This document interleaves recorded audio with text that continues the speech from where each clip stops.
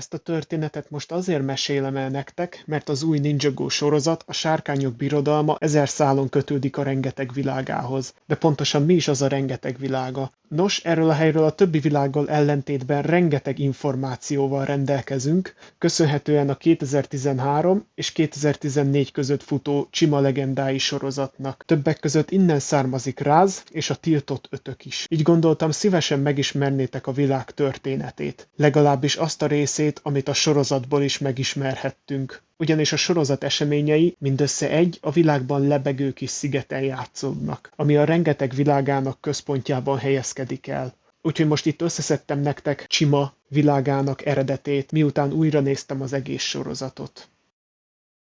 Sok száz évvel ezelőtt a Kavora-hegy olyan volt, mint bármelyik másik hegy. Csima legmagasabb csúcsa, ahova a főnixek a városukat építették. Remélték, hogy megáldhatják az egyszerű földönjárókat. Ezért beengedték őket az oktató intézményükbe. Azonban az alsóbrendűek felemelésére irányuló erőfeszítésük túlságosan is jól sikerült. Fengár, egy ifjú kartfogú tigris volt az egyik legjobb tanuló.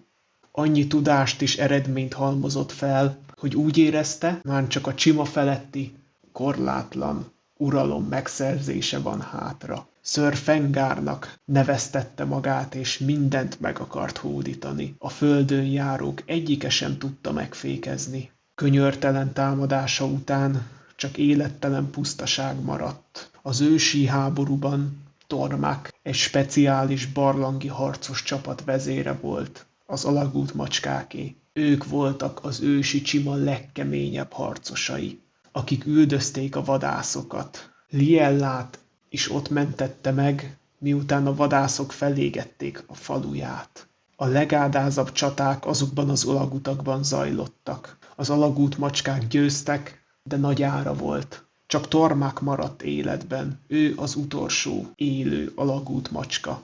A főnixek megvédték Fengártól azokat, akiket tudtak, és megfékezték a vadászokat, az egyetlen módszerrel, amivel csak tudták. Minden teremtés eszenciáját 8 eszközbe sűrítve 8 eszközt hoztak létre, amelyeket a főnixek 8 bölcse viselt. Ezek a mellvértek, vagyis a nagy fényesség. Ennek a hatalomnak az ereje képes visszaállítani a létezést a legtermészetesebb, legtisztább formájába. Fluinux lett volna a 9. főnix, az utolsó, a fényességkor, de hagyta, hogy a 8 főnix fivére és nővére ütközzön a Kavora-hegybe, amikor pedig ő következett volna, hogy belevesse magát a Kavora szívébe, és feláldozza magát Csimáért, megbukott, és csertben hagyta őket, és mindenkit. Amikor a sors hívta, egy teljesen más hangra lett figyelmes. Figyelmes a kis Flinx, még nagyon kicsi volt, nem hagyta magára. A fényesség így nem lett tökéletes. A vadászok csak megfagytak, de nem lettek jobbak. Fluinux pedig az örökkévalóságig szenvedni fog a lelkiismeret furdalásától a bukásáig. De az, hogy látta fiát felcseperedni,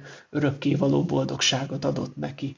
A világ megújult, a teremtményei gyarapodtak, mindenki elfogadta a paradicsomot, kivéve a vadászokat. Azonban a 9. főnix nélkül a nagy fényesség nem volt tökéletes. A 8 főnix odaveszett, és komoly, akaratlan mellékhatásai lettek. A vadászok ádázdüvel küzdöttek a nagy fényesség ellen, és a nagy fényesség visszatámadt. Ugyanaz az erő, amely lehúzta a hatalmas szurdokot, felemelte a Kavora-hegyet. A fényesség annyi hőt kivont az agyargerincből, hogy azóta sem nőtt ott semmi. A vadászok pedig ott maradtak, jégbe fagyva a szurdok mélyén. A nagy fényesség egy erős energiamezőt hagyott itt, amely fenntartja a Kavorát az égen, és megvédi a behatolóktól.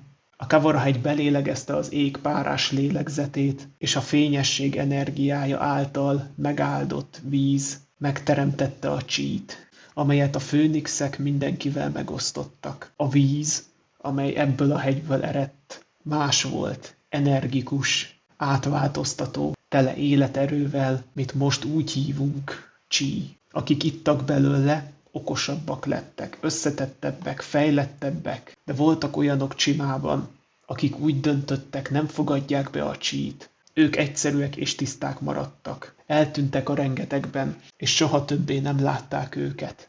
Ezeket a lényeket legendás vadak néven emlegetik. A legenda szerint egy nap majd visszatérnek, mikor Csimának a legnagyobb szüksége lesz rájuk, de kevesen hisznek benne, hogy egyáltalán léteznek még. A Kavora-hegy a mai napig ellátja Csimát csível, amit az oroszlán templomban gyűjtenek össze, ahol energiával teli gömbökké formálják a Szent tóban lévő különleges ásványoknak köszönhetően. Mivel az oroszlánok ittak először a vízből, ezért az ő feladatuk őrizni és szétosztani a törzsek között. Havonta osztják ki az összes törzsnek Csimában. Az új törzsek tiszteletére kifaragták a főnixek a vízesések feletti sziklákat, a mellvérteket elrejtették, és a térképet egy domborműbe vésték. A főnixek megesküdtek, hogy a dombormű sosem kerül ki a kezükből. Amint a dombormű kikerül a főnixek területéről, beindul a védelmi rendszer, és a dombormű felrobban, ami mindent megperzsel majd maga körül, még saját magát is.